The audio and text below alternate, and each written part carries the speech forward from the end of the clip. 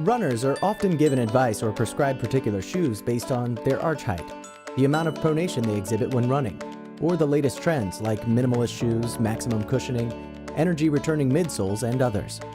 There is an abundance of research that shows that these practices are without merit. The purpose of this video is to demonstrate why these practices should be ceased, but also to give more simple reasoning to selecting running shoes.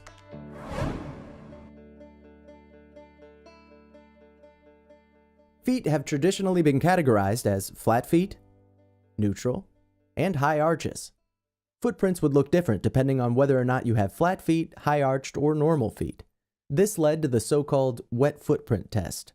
For a long time, shoe prescription was based on the idea that those with flat feet needed motion control shoes that support the arch and are generally stiff. Neutral feet should be placed in stability shoes, and those with high arches have rigid, stiff joints and thus lack shock absorption, and so they need some extra cushioning, so they are prescribed neutral shoes. The practice of prescribing shoes based on arch height seems very convenient. However, when tested, this method simply doesn't help in reducing injuries. Research studies investigating this practice have found that if a shoe is prescribed based on arch height, runners are just as, if not more, injured than runners who are given a random shoe type. Based on these studies, we can conclude that the practice of prescribing a shoe based on the shape of your foot falls apart when put under investigation.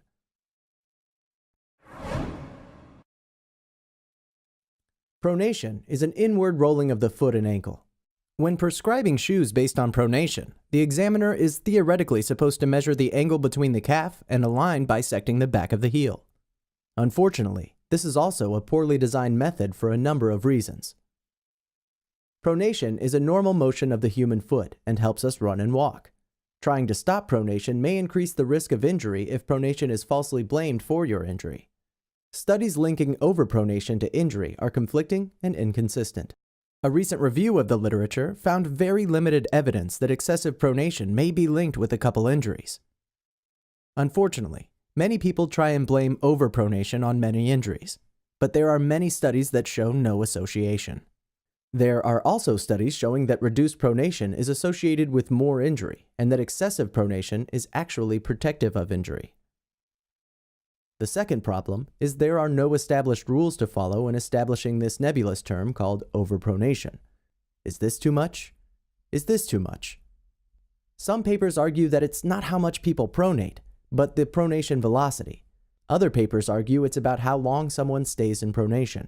What about the midfoot pronation and supination? Is that important? The fact is, there are no standards. So if someone tells you that you overpronate, what standard are they measuring you against? When you look at a runner from behind to evaluate if they are overpronating, what you are really looking at is the shoe. This means that if a runner is overpronating and someone corrects it with a motion control shoe, all they have really confirmed is that the shoe is not collapsing inward, but you have no idea what you've done to the foot. This is because the foot still moves around quite a bit in the shoe. All you see is the shoe not pronating, but you still don't really know what the foot is doing inside the shoe since the foot moves within the shoe. Many studies have investigated this in-shoe movement and found that there is a significant discrepancy between foot movement and shoe movement. Now, even if you were somehow able to look through the shoe and see how the foot is moving, there is another movement relationship between the skin and the bone. In other words, skin slides over the bone.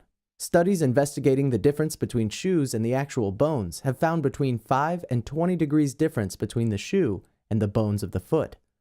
So when a runner is deemed to overpronate and they are placed in a shoe that controls pronation, you still have no idea what the foot is really doing inside the shoe. All you really see is less shoe movement. 5 to 20 degrees is a lot of movement discrepancy. Then again, if the runner was overpronating, is that really a bad thing? For these reasons, the validity of prescribing a shoe based on the amount of pronation is without merit and breaks apart when put under inspection.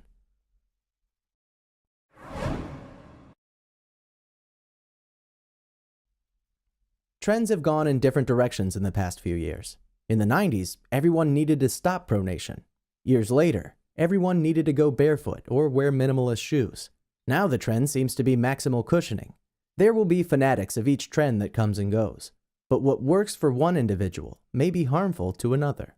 There isn't much research on these topics, but what research has been done is always the same. As individuals, we all react differently to a particular shoe, and who will do better in a particular shoe is very difficult to predict.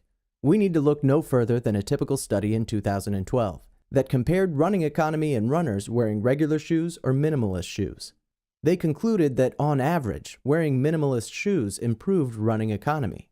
However, when you look deeper into the study, you will find that some people were less economical in the minimalist shoes. This unpredictable and erratic variability between running subjects is found in nearly every running study evaluating how people react to different shoes, or orthotic insoles. This inability for researchers to predict or calculate how runners will react to different footwear is one of the many reasons we can conclude that running in a pair of shoes for no reason other than being trendy is also without merit. Runners will fall into one of three categories. You should know what works for you and stick to it. Don't buy into the hype of new technology. Or if you do, incorporate those newer shoes slowly into your weekly mileage, and only as an occasional change of pace from the shoes that have worked for you in the past. Try a few different pairs on in the store, and run with them on their treadmill. Go with what feels comfortable to you. That's the most important advice.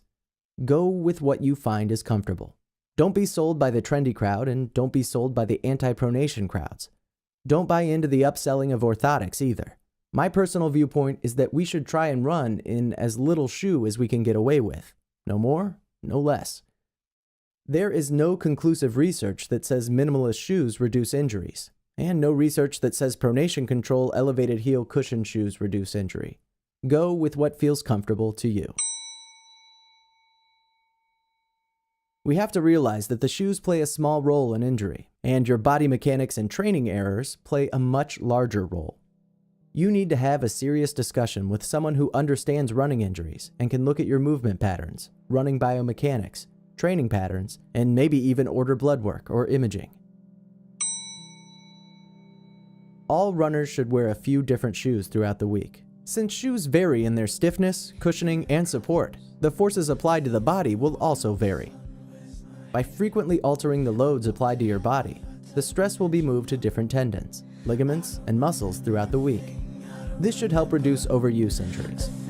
For more information on running injuries, biomechanics, and training, please follow Running Reform on Twitter or on Facebook, or visit the clinic website at www.drmags.com.